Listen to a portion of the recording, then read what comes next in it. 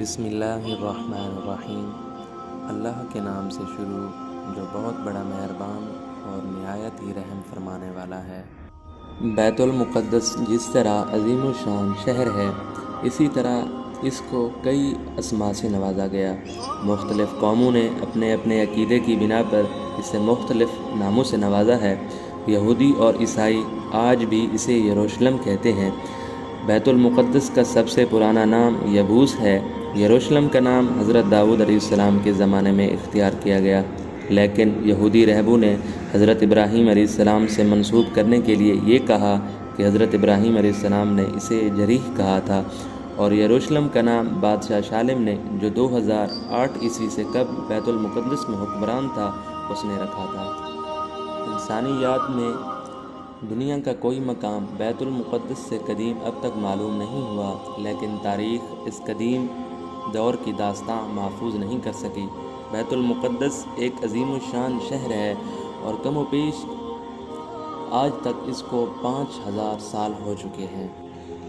المختصر، بنی اسرائیل میں بادشاہتیں تبدیل ہوتی رہیں، سلطنتیں تبدیل ہوتی رہیں، حکومتیں تبدیل ہوتی رہیں۔ جب طالوت بادشاہ بنا، طالوت کے مرنے کے بعد بنی اسرائیل نے متفقہ طور پر حضرت داؤد علیہ السلام کو اپنا بادشاہ بنا لیا۔ حضرت داؤد علیہ السلام کا ابتدائی دارالحکومت حبرون ہی تھا اور بیت المقدس پر اس وقت یبوسی قابض تھے۔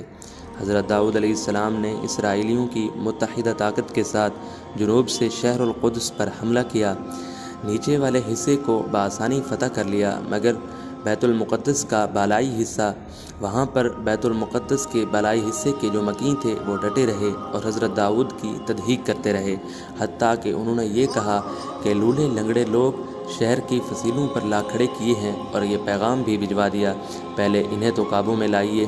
حضرت داؤد علیہ السلام نے ان کی اس بات کو سن کر زبردست حملہ کیا اور بالآخر بالائی شہر کو بھی فتح کر لیا۔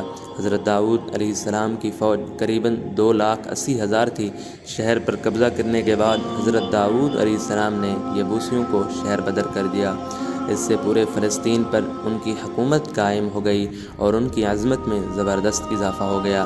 ہمسایہ سلطنتیں خوف زدہ ہو کر متحد ہو گئیں اور حضرت داؤد علیہ السلام پر حملہ کرنے کی ٹھانی، لیکن وہ یروشلم تک نہ پہنچ سکیں بلکہ ریفائم کی وادی میں ہی شکست کھا کر پس پا ہوئیں، جس کے بعد حضرت داؤد علیہ السلام کی طاقت سے مرعوب ہو کر بہت سے ہمسایہ حکمرانوں نے ان کی طرف دوستی کا ہاتھ بڑھایا۔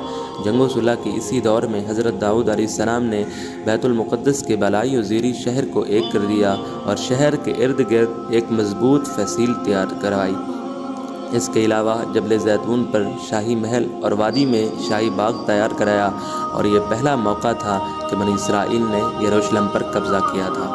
حضرت داؤد علیہ السلام کے دور حکومت میں اسرائیلی فوجوں کو سکون کا وقت بہت کم ملا، لیکن حضرت داؤد علیہ السلام نے بیت المقدس کے اندر ایک پاک ترین جگہ بنائی جہاں خداوند کے عہد کا صندوق یعنی تابوت سکینہ رکھا گیا۔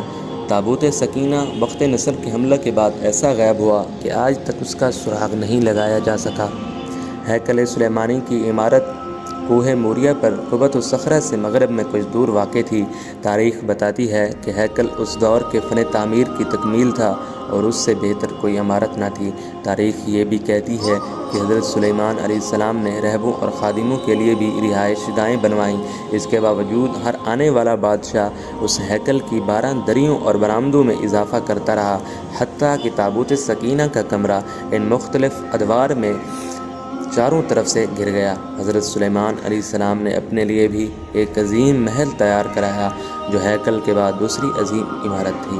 اس کی تعمیر پر 13 سال لگے اور اس کی اہم بلڈنگ 150 فٹ لمبی، 75 فٹ چوڑی اور 45 فٹ بلند تھی۔ یہ عمارت 6 منزلہ تھی۔ حضرت سلیمان علیہ السلام کی شان و شوکت کا اندازہ اس سے لگا لیجئے کہ خادموں اور نجی ملازموں کی تعداد ہزاروں سے متجاوز تھی۔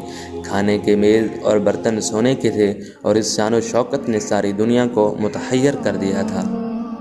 جوزفس تاریخ دان لکھتا ہے کہ حضرت سلیمان علیہ السلام نے شہر پناہ کو اور مضبوط کیا اور ہیکل کی پہاڑی کو بھی تحصیل کے اندر لے لیا۔